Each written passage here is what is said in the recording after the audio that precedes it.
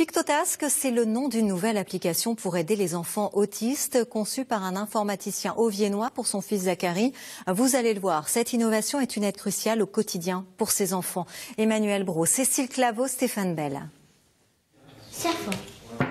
Deux petites filles qui jouent avec leur maman. Une scène familiale ordinaire à un détail près.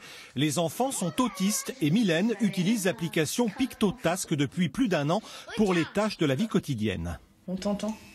Maman, il faut que je me brosse les dents. Bah alors tu fais quoi? Moi, je vais me brosser les dents. Eh bah.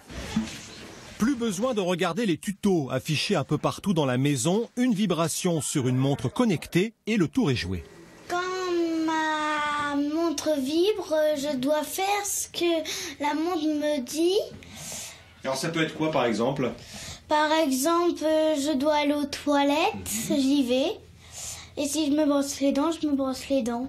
Et en l'espace de quelques semaines seulement, Mylène a gagné en indépendance et en confiance.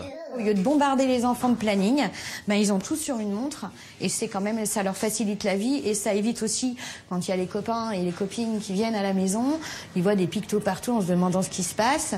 Là, sa montre, c'est super discret, elle vibre, elle n'a pas besoin de dire à qui que ce soit, même à l'école, parce que du coup, elle l'a à l'école. Ça, c'est révolutionnaire.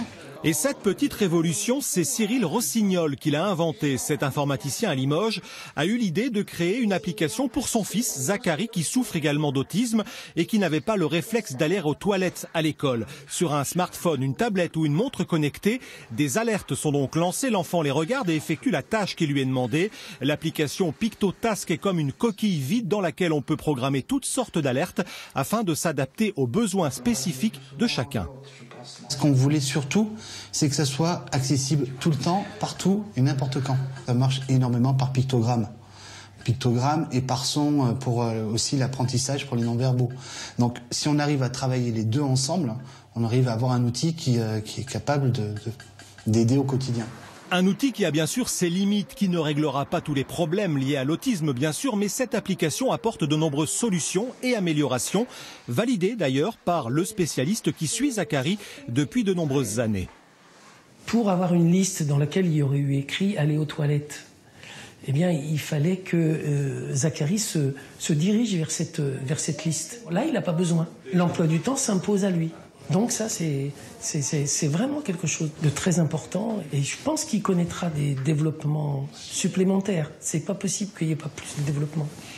Bonjour, enchanté de vous rencontrer. Et effectivement, Pictotask commence à intéresser beaucoup de monde. L'application est disponible sur Internet, traduite en plusieurs langues.